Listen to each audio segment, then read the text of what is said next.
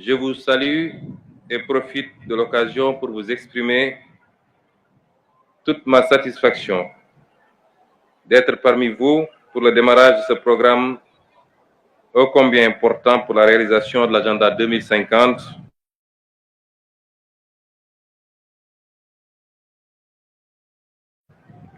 et politique, économique et sociale.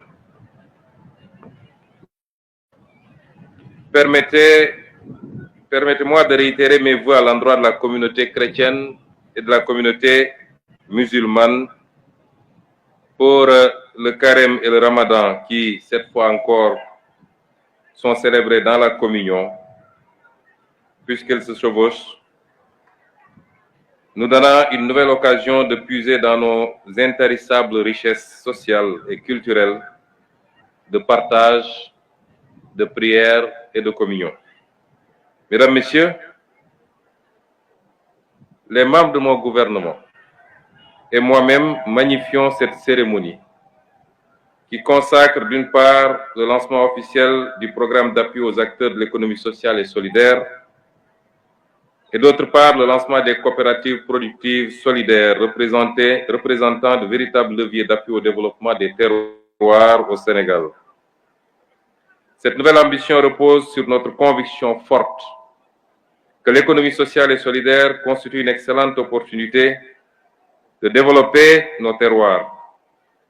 Nous portons beaucoup d'espoir quant à la capacité de ce programme à impacter, et ce, de façon durable, les conditions de vie de nos concitoyens. Il faut le dire, dans les dynamiques modernes vers le développement endogène, l'économie sociale et solidaire s'est positionnée comme un puissant instrument de politique de transformation socio-économique. Et c'est pourquoi elle occupe une place de choix dans la stratégie nationale de développement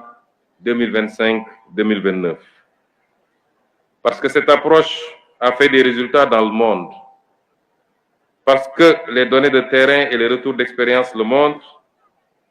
nous savons que l'économie sociale et solidaire permet aux acteurs d'être suffisamment outillés pour être compétitifs en disposant de mécanismes internes comme externes qui favorisent la création de richesses par des emplois décents et durables. C'est la raison pour laquelle le gouvernement, par le truchement du ministère de la Microfinance et de l'Économie sociale et solidaire, que je félicite au passage, a mis en place le Progress qui vise la formalisation, l'encadrement, la structuration et l'appui technique et financier des acteurs de l'économie sociale et solidaire afin de valoriser le potentiel économique des terroirs. Mesdames et Messieurs, ce programme dont la vocation est la transformation inclusive va ainsi favoriser la création d'un écosystème propice au développement des micro ainsi que des moyennes entreprises qui poursuivent à la fois des objectifs économiques et sociaux. Dès lors, le Progress va permettre aux acteurs du circuit social et solidaire d'accéder durablement à des emplois décents, au marché et au financement dans le but d'inscrire leurs activités dans la durée. C'est pourquoi le programme a pour cible les groupements de femmes, les GIE agricoles, dans le processus de transformation, les petites et moyennes entreprises artisanales portées par les jeunes, les services, les exploitations familiales, les associations, les mutuelles, les sociétés coopératives et les entreprises sociales. Le Progress, bien sûr, tient compte des grandes vulnérabilités qui touchent certaines couches, particulièrement les jeunes et les femmes, et aura à cœur d'intégrer les dimensions sexo-spécifiques. Et je tiens à souligner qu'une plus grande et une très grande discrimination sera consacrée en faveur des personnes à mobilité réduite. C'est le moment de dire que le programme ciblera des zones prioritaires comme Kolda, Louga, Sédhiou, Saint-Louis, Kédougou, Matam, Tambacounda et Ziguinchor, afin de matérialiser l'équité territoriale dans les politiques publiques déclinées dans la vision 2050. Nous croyons fermement au potentiel de changement des critères de développement durable, donc respectueux de l'environnement inclusif. Le deuxième point de mon propos, mesdames, messieurs, concerne les coopératives productives. puisqu'il y a le Progress lui-même qui est le programme, mais il y a également les coopératives. Mais cette fois-ci, il s'agit des coopératives productives solidaires, dont la mise en place sera accompagnée d'un package d'appui pour la structuration en leur permettant de bénéficier d'agréments d'acteurs d'entreprises sociales et solidaires. La professionnalisation et la labellisation avec le concours des ministères en charge de la formation professionnelle, de la famille, de l'artisanat, de l'agriculture, de la pêche, de l'élevage, de l'industrie et du commerce, conformément à la convention signée DID et entreprises sociales et solidaires pour assurer la pré-industrialisation. En plus des éléments, le package comprend la mise en réseau et la pérennisation à travers les 4 boutiques de l'ESS, sources technologiques, Uniproduction et Témoin, l'appui au financement géré par le Pacte pour l'inclusion financière universelle.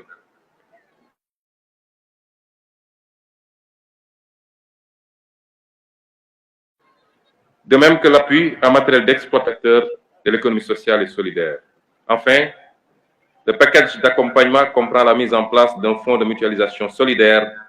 pour l'allègement des contraintes sociales des acteurs de l'économie sociale et solidaire et à l'organisation des achats groupés à travers un système de centrale d'achat qui sera un moyen de contourner les spéculations et de stabiliser les prix. Ainsi, l'objectif sera de faire de sorte que chaque ménage ou le maximum de personnes soient membres d'une coopérative. Il faut aussi relever que le dispositif mis en place sera accompagné par le Fonds d'appui à l'économie sociale et solidaire en termes de formation et d'accompagnement matériel. Je terminerai par exprimer notre profonde gratitude à tous ceux qui ont rendu possible ce programme. Au premier chef, je pense à l'important appui du gouvernement italien. Madame l'ambassadrice, je vous transmets ici les sincères remerciements de son Excellence, le président Bassirou Diomaye Diakhar Faye, pour votre appui, qui est un appui capital et qui permettra d'impulser un changement d'échelle dans la production locale, de créer des circuits d'innovation, d'impacter la vie de millions de personnes qui ne demandent qu'une activité qui pourrait changer le cours de leur vie. mbokk yi ñu ngi leen di nuyu di leen siyaare di leen gërëm ci tertu bi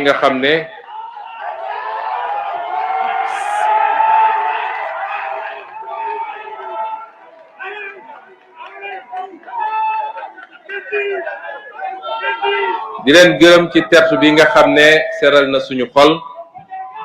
di leen jottali nuyoo seen président suñu président di son excellence Bassirou Diomaye Diakhar Faye ak nuyoo mboolem gouvernement bi di leen massawu nag ci naaj bu tàng bi rawatina weer wi ñu nekk waaye lii rek dafa feddali ni kóolute gi nga xam ne moom ngeen am ba fal président Bassirou Diomaye Faye dellu siwaat am kóolute googu ba jox ko lu mu mën a gouverner ci assemblée kóolute googu mi ngi fi ba tey ñu ngi leen ciy gërëm di leen sant te di leen wax ni bu soobee yàlla li ñu diglanteeg yéen te ñu nekk ci bés bu ne incha rabbi dinañ ko dox ba mu mat sëkk te di ngeen ci teg seen bët. dañu wax li jëm ci koom-koom waaye balaa may dugg ci mbirum koom-koom naan wax ni dëkk bii dëkk gu ma xam la yàgg fee ñëw di fi fanaan yeewu am jafe-jafe ci ndox gu ñu sangoo man xam naa problème dëkk bi xam nañ nit ne jafe-jafe yooyu moom ngeen di dund bés bu ne moo tax bi ñu yegsee ñun dañu ne réew boo koy defar da ngay commencer ci cappaandaw ba réew kenn du ko dëbb daaxe réew kenn du ko bricoler réew kenn du ko lijjanti réew dañ koy tabax kuy tabax nag kuy tabax nag da ngay door ci fondation suñu waxee fondation nag mooy bu dëgër këcc ndax mun nga paraxee ab fondation daal di teg say brique waaye bu ñu doxee tuuti bâtiment bi weng wala mu nërmelu loolu lañu fekk fii ci Sénégal ndax yéen yëpp yéen a ngi seetaan li xew ci réew mi gis ngeen ni bi ñu càmbaree ba noppi lañu gis ak lañ leen waxoon ñoom wute na loolu looloo andi jafe-jafe yi ñu fekk ci réew mi ñu ne loolu nag faw ñu dabu ko ak jafe-jafe yi nu mu tar faw ñu dabu ko dabu nag mooy li jiitu sénégalais yi mooy nañu am ndox bu doy bu ñu naan bu ñu sangoo bu ñu fóotee waaye bu ñu bayee mooy nañu am courant ba fu ñu waay féete ci Sénégal mën a taal lampam mën a charger téléphone am te du ko jéggaani mooy nañu faju ci paj bu baax ak njëg gu yomb mooy dund gi na wàññeeku ba ñëpp yëg ko ak yu mel noonu li tubaab di wax les services sociaux de base moo tax fii ci Koumpentoum xam nañ seeni problème ñu ngi ciy andi ay saafara ci lu gaaw ci programme bi nga xam ne lancé naa ko temps yële Touré Koumpentoum am na ci wàllam ma limal leen ci lu tuuti rek mooy système complet li ñuy wax forage multivillage ak château d'eau bi nga xam ne ñu ngi koy waaj a commencé fële ci commune de Payar waaye ñu ngi ko war a tabax ci village bi nga xam ne moom la ñuy woowee village u Rehay am na it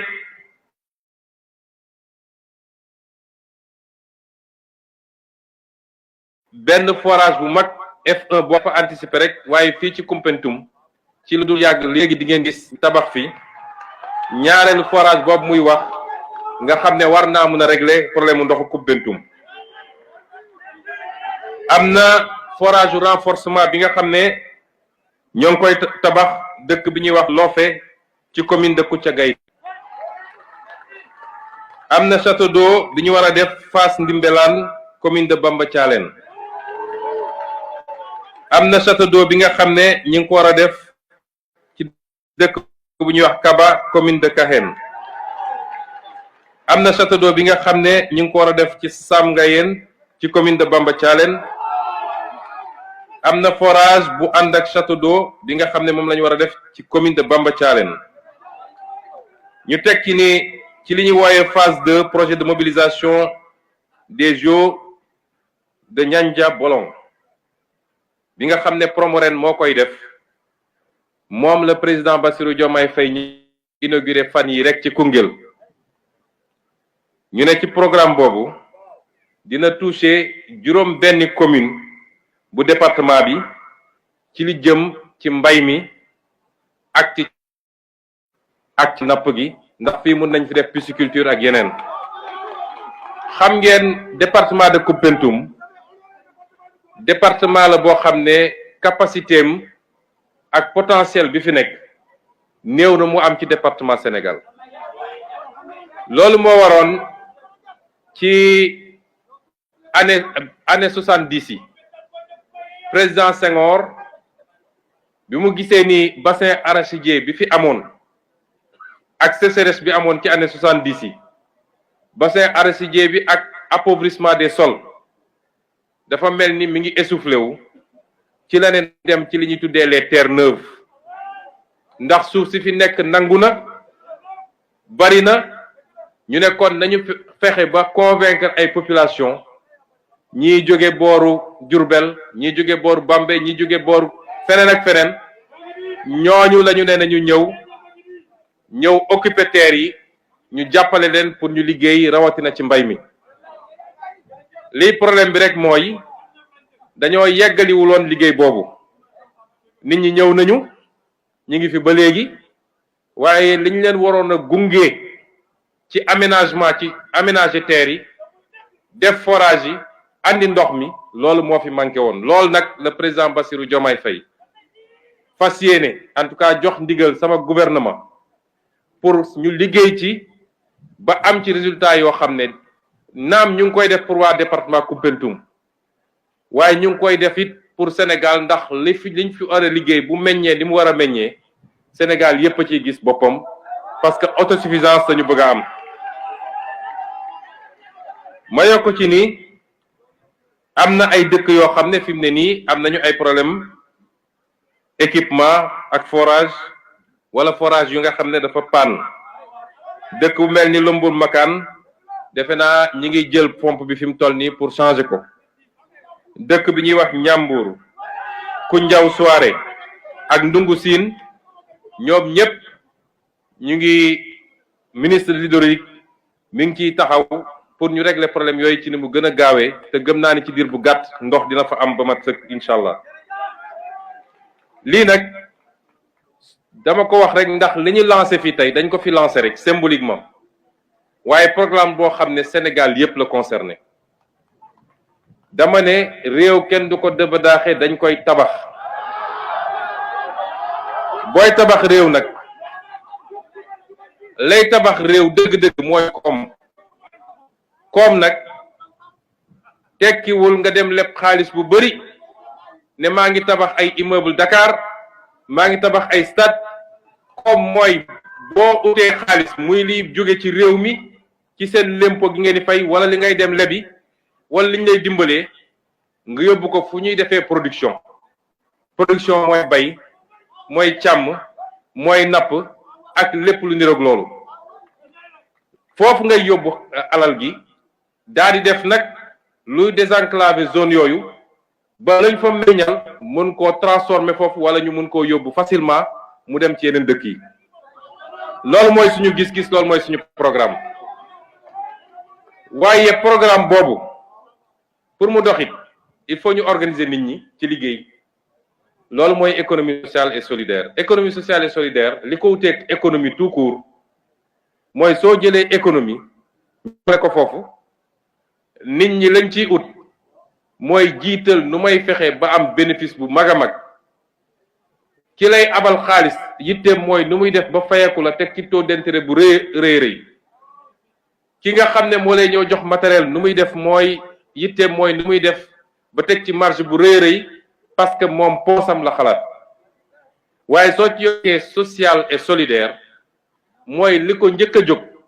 mooy solidarité ñu fexe ba nit ñi rawatina ñi nga xam ne ñoom la yàlla nattu ñu gën a ndóol ci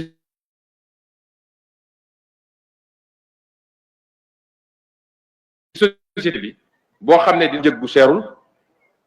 suñ ko mënee def lu ñuy wax sax xardu ay mooy lebal naa la te duma ci teg intérêt li ma la laaj rek mooy fexeel ba fay ndax gore loolu dafa bokk ci gore ndax suñ la lebalee nga fexe ba fay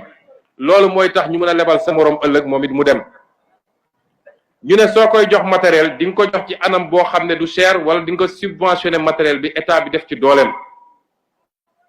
waaye ñu organiser leen ba ñoom ñu am ay kuréel yu ñuy daje it parce que lu booloo rek moo ëpp doole benn bu ñu demee seen bopp loolu mooy solos économie sociale et solidaire ñu jàpp ni réew mu mel ni Sénégal nga xam ne dafa am ñaar yi nga xam ne problème la dafa am lu ñuy wax pauvreté mooy ndóol waaye dafa am lu ñuy wax extrême pauvreté mooy ndóol gu tara ñu ne lenn rek moo mën a tax nga jëlee nit ki ci ndóol gu tara andi ko ci ndóol ba ëllëg nga mën a ko jëlee ko ci ndóol yóbbu ko ci classe moyenne mu mën a yor boppam mooy économie sociale et solidaire loolu moo tax nag président Bassirou Diomaye bi mu toogee ne jox naa économie sociale et solidaire importance boo xam ne faw rek ma def ko ministère à part loolu mooy docteur Alioune Dione mii ñu ko dénk moom ak équipe am ñu ciy def liggéey bu mucc ayib kon la ñu bëgg wax ak yéen mooy réew li koy defar bokk na ci ay njiit yu am gis-gis seen loxo set ñu bëgg réew ma waaye faw ñu am askan bu leen gunge faw ñu bokk gis-gis bi ak askan wi faw rek ñu xam ni dañuy teg brique après brique li ci am solo mooy tey ñu ngi ci 2025 bu ñu demee ba 2027 ñun ñëpp ñu dajewaat fii Koumpentoum ñu xayma lan la ñu jot a def ci jéego loo xam ne waa Koumpentoum gis nañ ko waaye du loo xam ne bés bu nekk ngay xëy ne tey programme Koumpentoum yëpp sotti loolu États-Unis sax mënu ko ci réewum waxuma laa keneen kon ñun nañu bokk gis-gis bi mooy lii ñu leen tegal ci programme de développement te lii dafa nekk ci économie sociale et solidaire benn pàcc la ci coopérative yi dañoo bañ ba mbay mi nga xam ne dañ ko jox cër gu am solo dañ koo jagleel moom it benn secrétaire d'État boo xam ne moom coopérative kese lay liggéey loolu lan lay yombal mooy tey soo ñëwoon Koumpentoum andi fi matériel agricole nga ñëw jox ko ay benn peut-être andi nga 100 matériel agricole ñi fi bay ay junni lañ nga jël 100 personnes jox leen matériel bi ñoom mënuñu ko entretenir mënuñu ko yor niñ ko war a yoree bu paanee mënuñu ko dépanner léeg-léeg sax ñu jaay ko wala ñu sàkkal ko pexe ñu nekk boo amoon coopérative boo dajalee coopérative yi ñu def fi benn plateforme boo xam ne moom la ñuy jël ne matériel agricole bi ñu andi yëpp pour département bi teg nañ ko ci plateforme bi coopérative bu ne exprimer besoin dañ naan bés sànga coopérative bi yóbbul matériel agricole bi ñu defal leen seen liggéey te état bi mooy yor entretien matériel bi mooy def carburant bi loolu dina doon dimbal ci mbaykat yi noonu lañ koy defee ci sàmmkat yi noonu lañ koy defee ci nappkat yi moo tax ñu ne suñu géej gi dootuñu ko tayle ba contrat moon suñu digganteeg ñi ko doon exploité bu mu jeexee dañ ne renouveler wuñ ko parce que dañoo bëgg jën gi des ci biir réew mi kon lii mooy économie sociale et solidaire ñu ciy félicité bu baax monsieur le ministre Alioune Dione di leen gërëm bu baax ci seen tertu di gërëm it gouvernement italien bi nga xam ne ñooñu ci jàppale mais ñu ci doole ñun ñëpp ñu ànd takk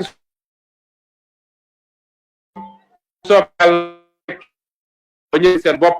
ci jub ci jubal ak ci jubbanti asalaamaaleykum. merci donc ku nekk fi nga toogoon nga toog fa bu kenn bouger bu kenn